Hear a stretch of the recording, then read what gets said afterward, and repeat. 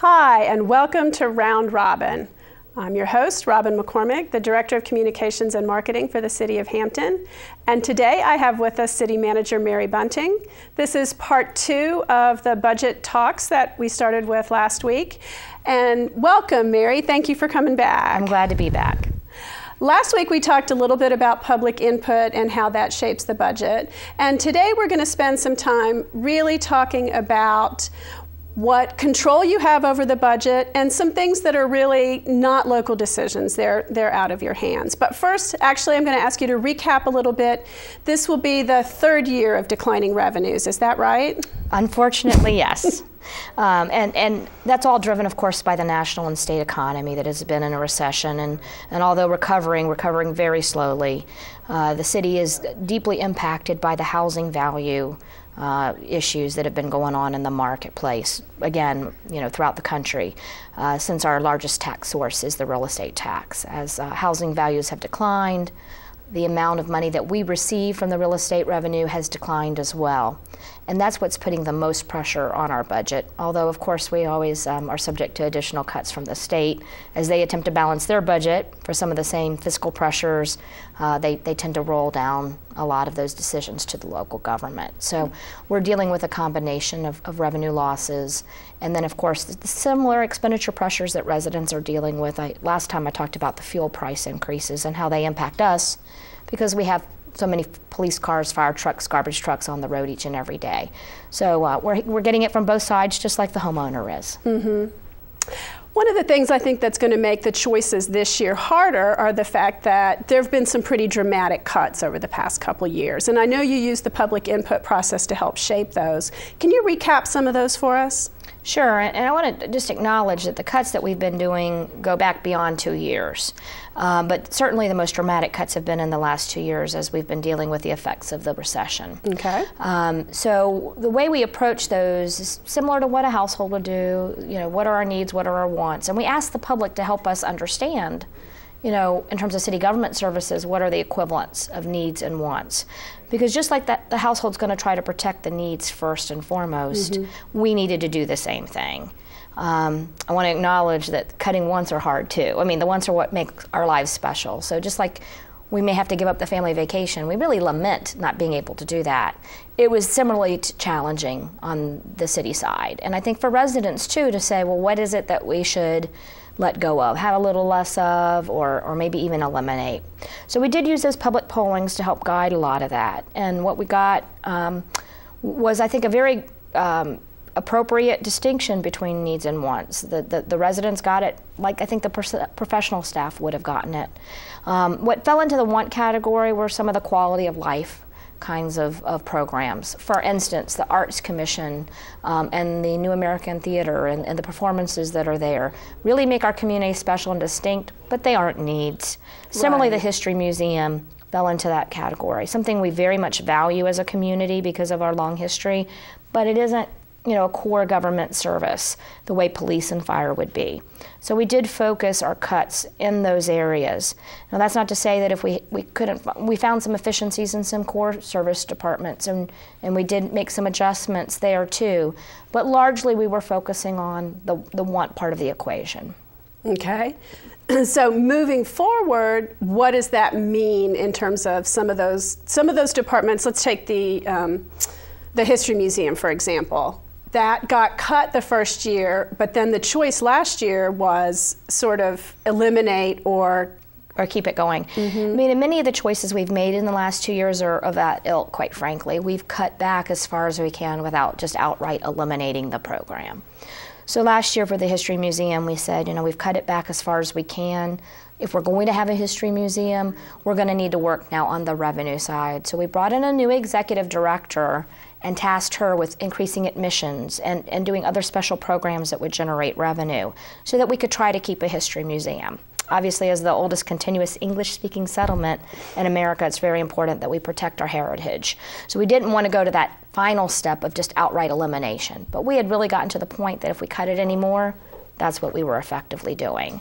Are there other services in that, or programs in that same boat, where basically they're really at bare bones right now? Absolutely, many of them, in fact. I'll give you two other really good examples, but I could give you more than two. The Citizens Unity Commission is something that was started many years ago to help to build an understanding of our diversity in our community and a healthy respect for it. We have a couple programs that fall in that area. One is the whole set of preventative, proactive kinds of community conversations about our diversity and what makes us strong because of that diversity. And then the other part of it is what we've called the ad hoc leadership group. They're more of a reactive arm if there's an incident in the community that divides us on some grounds, whether it's race, gender, religion, or what have you, to come in and help conduct community conversations about how we heal from that. We've cut that back. We've cut it back because it isn't something that every government offers. It's not police, fire, public safety, but it is something that makes us special and unique, and it's something that we really feel has helped us as a community over the years. To cut it anymore, it would be virtually eliminated. There are only 2 staff people in that office right now. So we either need to decide that we want to protect that because it is something that is very dear, even if not a core government service, or we need to just eliminate it. And personally, I don't think the community is really at the level of wanting to eliminate it. So we've scaled back as far as we can go. Another example, again, would be in the arts area. We do have a wonderful theater. We have scaled back there as well. But to scale back anymore, they wouldn't be able to run the theater. And this is a theater that not only serves Hampton residents, but brings people from all around the region to our community. And when they come, they eat in our restaurants and shop in our stores.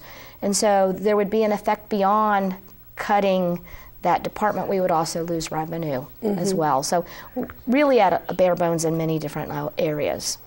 Are there some other things that essentially you can't cut? Departments or services that are either mandated by the state or paid for, at least partially, by other sources?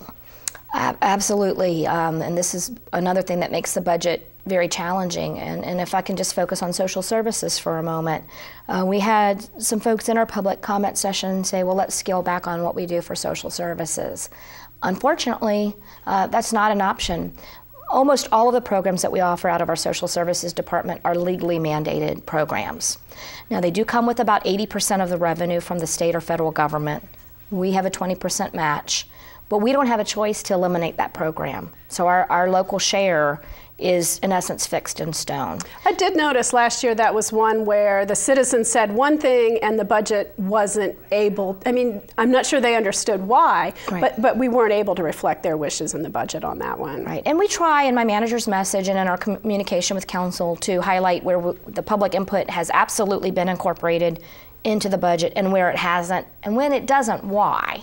So again, this is the reason why social services weren't cut. We didn't have the legal ability to cut it. We also have a whole series of other mandated programs, like our stormwater management program, our wastewater. All of those are driven by the EPA and Department of Environmental Quality in terms of the level of service we have to provide. Now, I know citizens want us to provide those, but in terms of how we do it and the level that we do it, that's all very highly regulated. And so the local council really doesn't have much choice when it comes to making the financial investments in those areas. Now, there are some things that aren't mandated or where the city pays beyond the state mandated level. I'm thinking of the Treasurer's Office or the Commonwealth's Attorney, for example. Technically, you could scale back the local support for those offices, but the consequences might not be acceptable. Great point. Treasurer's Office, for example, the state basically funds it at a 50-50 level. If we were to just match the state's 50%, we would have fewer staff there. But the staff that we would lose would dramatically impact our collection rate. Our collection rate for real estate, personal property, and other taxes that are the revenue that help us to provide city services. And so it'd be like shooting yourself in the foot to cut those departments. Under the Treasurer's Office for the last 8 or so years, our collection ratios have continually improved. And that means that all taxpayers are being treated equitably and fairly and paying what they're billed. And it also means that we have more revenue so that we can protect city services. To go back and to have to roll back some of their delinquent tax collection efforts would mean we'd lose revenue, We'd and lose it'd make more us have to cut more than what we'd cut in the staff. So yeah, it's a great point. And similarly, I know we've talked before. You've met with the school superintendent. The school system, if we were to only pay what the state says our match is, they would be, you know, 10 million or more that they would have to cut. I mean, in the 10 millions of range, because we far exceed our state match for education. We do that because schools are so very important to not only the students that are going through them, but for our whole economic future as a community. So there are a lot of areas where we just, quite frankly, can't cut to what we're legally required to do. Right. Well, another thing Hampton does that has been nationally recognized are some of the family programs and the youth programs. And they're pretty costly. I mean, free parenting classes are costly for the city to provide, but they've been shown to have long-term benefits that lower costs later. I mean, that's a tricky balance. How do you look at that for the coming budget? Yeah, it's absolutely an investment, and it is one that we look at independently. The College of William and Mary has independently evaluated our prevention programs to determine are we getting the return that we hope to get when we initially made those several years ago. And indeed, they found that there are cost savings that can be tracked with those programs. So not only parenting programs, but our Early Start, Healthy Start program, some of our teen investments, all roll into us having lower human service cost. Okay. If you look, for instance, at what we're spending in the juvenile justice system, we're spending significantly less than other communities of similar demographics and size. And our cost increases have been relatively flat, whereas others have been growing exponentially. So we're reaping the dividends of those investments. And while we might save a little bit of money in the first year, if we were to cut some of those, we would be having to ramp up those reactive services in later years. So we really do strive to protect preventative services as much as possible. So here's the trick. If all of those things that you've mentioned so far are off the table, or mostly off the table, there may be some savings you can still find. Like an example I was thinking of is, obviously paying the electric bill is a need, but I could use less electricity and still pay the electric bill and find some way to put those money to other things. So, but if a lot of those things are off the table, what potential cuts are we looking for, and are we asking for our citizens to give us some input on? Absolutely. We're still in the middle of our budget input process. We have a couple more public sessions where you can come and do the polling we described last time. We also have our online polling running, and we're still doing budget chats with various civic groups. And we do very much want people's input because, as we've talked about, we're at bare bones in many of our areas, if not all of them. One of the things we look at is our per capita manning comparisons, and Hampton is consistently either the lowest or the second lowest in the region when we look at communities doing the same services that we're doing. And so that just is one indicator that there's not a lot of room left for the kind of productivity savings that we always seek to find first. And so there are tough choices that need to be made, and that's why we want the public input. So if you come to these sessions or you go online, you're going to see some of the very real choices we're having to look at. As an example, the library system is a very highly rated system. It's something that people really hold dear. And in fact, 2 years ago when we first started the want and need conversation, 100% of our public said they felt it was a need. But how much of that need do you need as a community, as you alluded to earlier, is still, something that's optional. We want to have a strong library system. We have a great library system, but perhaps we could change the hours of operation by looking at our peak demand times. And so if there are not that many people who are coming into the library at 10 o'clock in the morning, for instance, maybe we open up at noon, and that would save some money. So those are the kinds of things we're having to look at now because we are at that bare bones. Similarly with community centers. We need community centers. They were very highly rated as important to the community, but do they need to be open all of the hours, all of the days that we're operating them? These are very tough choices. I'd rather not deal with any of them at all. As I said last time, everything that's in the budget is in the budget for a reason. Mm-hmm. It's in the budget because it does serve our community. It does make our community special. And so when we have to look at scaling back, it's very, very painful. But unless we're willing to invest more money in the system or make up some of the lost money that we're losing because of residential decline and state cuts, we're going to have to make tough choices. And I'd rather do it with the community input than do it just as a professional staff. So please, please come out, participate in these budget conversations. They're very, very helpful to us in guiding the recommendations we ultimately make to the community. And I think that makes the budget better, is to have more input from more people and to really reflect what our citizens want and use and what's most important. So, is there anything else you'd like to add about the budget before we wrap up? Oh, there's probably a lot more I could add, but I know we're time limited. And we can bring you back, at the point at which you're closer to a recommendation or we have some more of the public input, we can come back and talk about this some more because it's really a very important topic for our citizens. Sure, and one thing, we'd certainly like to explore with people as we move forward is the difference between capital funding and operating funding, which I know often confuses folks in our community. There are dollars that we get that we need to invest in our capital projects, for instance, our roadways, mm-hmm. and that money can't be spent on salaries for employees or teachers. Right.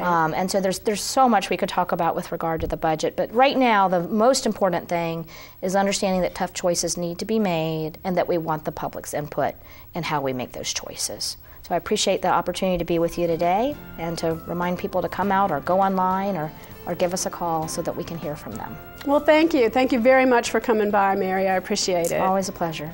And thank you for watching Round Robin. We'll see you again next time.